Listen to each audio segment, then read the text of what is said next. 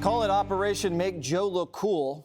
Democrats are hoping to transform the broken-down jalopy into a Bentley, an electric Bentley. So they rolled out Biden's buddies Barack and Bill at a star-studded New York City fundraiser. Democrats want you to believe donors shelled out $26 million just to get a glimpse of the energetic and entertaining Biden. It had nothing to do with the dozens of celebrities and two former presidents. Axios hyping up Joe, saying, quote, Biden was the alpha on a stage with two of the most gifted politicians of our lifetime. And Stephen Colbert was on stage just spoon-feeding Biden this singer. Donald Trump, as far as we can tell, has just been trying to win a third championship at his own golf course. My question to you, sir, can voters trust a presidential candidate who has not won a single Trump International Golf Club trophy? At long last, sir, have you no chip shot? Well, look, I'd be happy to play. I told him this before when he came into the Oval, when he was before he got sworn in. I said, I'll give you 3 strokes if you carry your own bag. Oh. Biden was apparently so forgettable that the DNC chairman, Jamie Harrison, posted Biden's famous friends on stage, but missed the money shot of the top dog. And if the elite event didn't boost his cool factor, Biden and Kamala are ripping off the 5. While we're the Veep's favorite TV show, they could never do Fan Mail Friday like Greg. Folks, the vice president hired to answer some of your questions. First question is, when you and the vice president have lunch together, what do you normally eat? Well, quite frankly, that's classified. But anything from a hamburger to a salad. The next question is, how are you feeling about your college basketball brackets? I'm feeling quite good. I was very proud to have picked Oakland at the very beginning, not Oakland, California. I do recognize the difference. All right, Tarlov, you had an insider at the fundraiser, probably. What was it like? I have friends. Yeah. People had a really good time. And it was because of everyone who was there. It was like going to a big concert and a political chat show. And yeah, people want Joe Biden to win again. And they also like the 2 other Democrats that came before him. And they like Stephen Colbert. And they think it's fun to see Lizzo perform. And all those things are true. And I don't see the travesty of all of it. Would you like to elaborate on why it's so bad? Well, I don't know. It's just because there was a lot of protesters outside. He skipped the funeral of a slain officer to do a podcast before the event. I don't know, Jessica. All right. The truth of the matter is that the Biden campaign is doing quite well right now. And raking in $26 million in a night is really good. And Donald Trump hopes to, the figure the AP is putting out there, bring in $33 million next weekend when he has a fundraiser at Mar-a-Lago. I hope you guys will be making fun of him then when he has Vanilla Ice and Kid Rock. Now, the way that he's spending... Oh, I'm sorry. And Kevin Sorbo, maybe? One can only hope. Well, I'm so excited just thinking about it. I'll trade Sorbo for Lizzo. No one will be coming to your concert. 6 Sorbos for one Lizzo. So in the substance of it, though, when you bring in $26 million in a night or $10 million out of the State of the Union, you can do things like open up 10 field offices in North Carolina. It's the first time the Democrats will have a field office in Lancaster, Pennsylvania. We have 36 offices in Wisconsin. That's how you win elections, with ground game, and that's what Donald Trump is hoping to do as well with his legal fees and then field offices, I'm sure, because we're arresting him all the time. Yes, you have. I can't stop. Please do. Do you know what the difference is? In order for Obama to raise that kind of, for Biden to raise that kind of money, he needs to bring in 2 other presidents. He needs to bring in celebrities. He needs Jeffrey Katzenbach and all the theatrics of the 3 presidents coming up from below the stage, all being raised together. I mean, it's the theatrics for the elite. And I love the juxtaposition. I love the optics of President Trump coming in to go to the funeral of a slain officer. And, you know, I couldn't help but I was reading about some of the things that were said. And Obama said to a protester, he says, you know, you can't just talk and not listen. That's what the other side does. Well, Mr. President Obama, That's exactly what MSNBC does to Republicans. They do all the talking and they won't listen.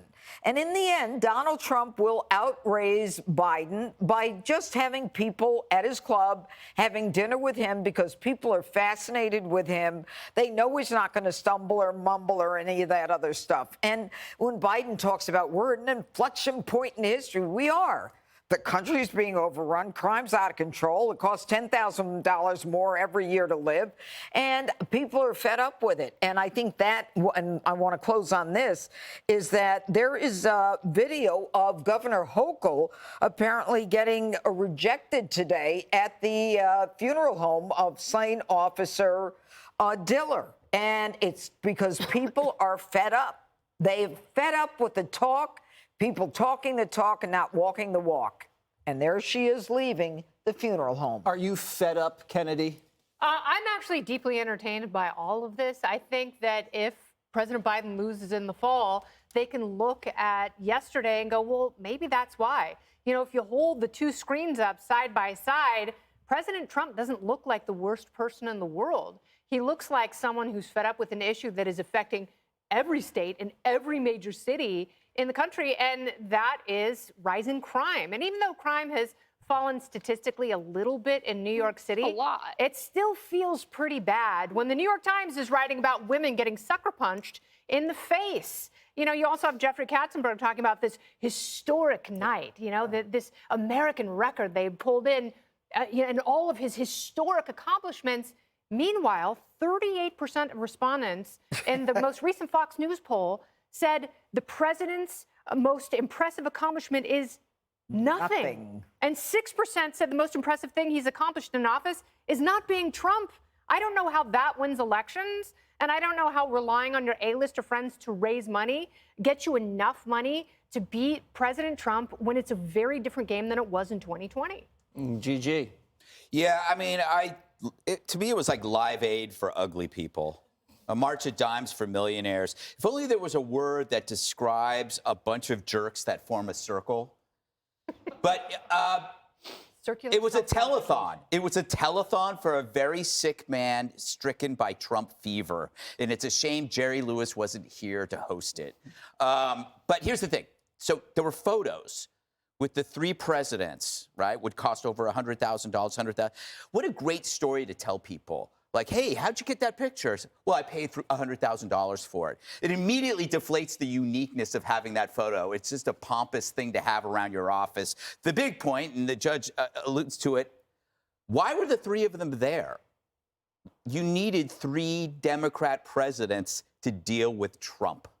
Think about the math on that one. They needed three Democrat presidents to deal with Trump. Now let's move on to the phrase limousine liberal, right? We hear that phrase. Why does that phrase exist but limousine conservative doesn't exist? Well, I'll tell you why. It describes the hypocritical rich leftist who demands the use of public transportation while they fly private. They're the same people who demand public education for all of you without choice, but then send their sniveling little brats to private education with high tuitions. They're the people who marched for defunding the police, who champion Black Lives Matter, but are separated from the rabble with private security, usually manned by retired police officers. So what you saw there was the encapsulation of the limousine liberal. Now, I love rich people. They're the best. I think I might be one of them. But there is no such phrase as limousine conservative precisely for this reason. It is not about wealth or status. It's that the limousine liberal wants you to practice the views they themselves refuse to practice as they push them on you. So they use their wealth and status to keep themselves immune from the hell that they put forth on others. So when you look at that and you can't explain, like, why does that make me sick? I explained it. That's why it makes you sick. We're all gonna, Trump's gonna raise money. Biden's going to raise money. Biden might raise more because, Trump doesn't need as much. He beat Hillary, right? Yeah. Without having. So they're all going to try to raise money. But there is something different about this. It's because they want the money and the status for themselves, and they don't want it for you. That's a limousine liberal. Wow, Jessica. Yeah. How do you feel, That Jessica? might be hard to recover from. Yeah. I'm still back on Kevin Sorbo. I am feeling hot. See, but that's a class thing, right? Whenever you talk about celebrities, Kevin they Sorbo. always make fun of the conservatives in Hollywood as some kind of cheesy hokey because either they're religious or No. they're older. But you know what? A lot of the Hollywood conservatives are older because they had to wait.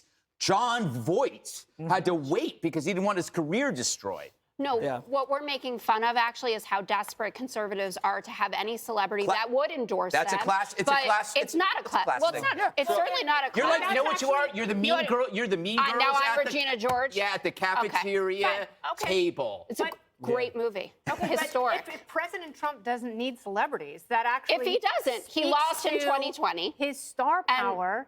But again, 2020, very different. Yeah. Joe Biden was So we'll campaigning see. from the No basement. one- Everyone was mad about the pandemic. wasn't- Very different set of circumstances. And the contrast 100%. yesterday speaks to that. But pretending as if you wouldn't be thrilled, like when Kanye West, pre-anti-Semitism, or the wider known depth of his anti-Semitism was out there, conservatives were thrilled. Well, we got ye, right? And then it's like, oh no, we blew that one. Oh, it's New Year's Eve. Let's have Vanilla Ice. Like, if you can get I somebody, know you're going you to love take. the Vanilla Ice thing. Well, but- I actually like Vanilla Ice, Yeah, me but too, he's Jessica. obviously. Robbie Van Winkle. Yeah. Big fan. Big- Lizzo, by the way. What? Queen Latifah. Something's happening over there. Wait No a one minute, wants you to be wanna- seen with Joe You Biden. want to talk about Lizzo? Didn't she have some problems recently? Yeah, real banana republic with Yeah, that a one. banana, so to speak. Yeah. I mean, and Yeah. they have no problem bringing her And out. bananas are going up in price under Biden's America. Was that That's $10 right, banana? 20%. President Biden. Yeah. Full circle. Kevin jerks. Sorbo What is a could we call very that? nice man. He is You owe Kevin Sorbo an apology. Yes, and a banana I can't afford the banana. because of Joe Biden. Yeah. Go home in your limousine. Liberal. Up I take next. the- Up next. Hey, Sean Hannity here. Hey, click here to subscribe to Fox News YouTube page and catch our hottest interviews and most compelling analysis. You will not get it anywhere else.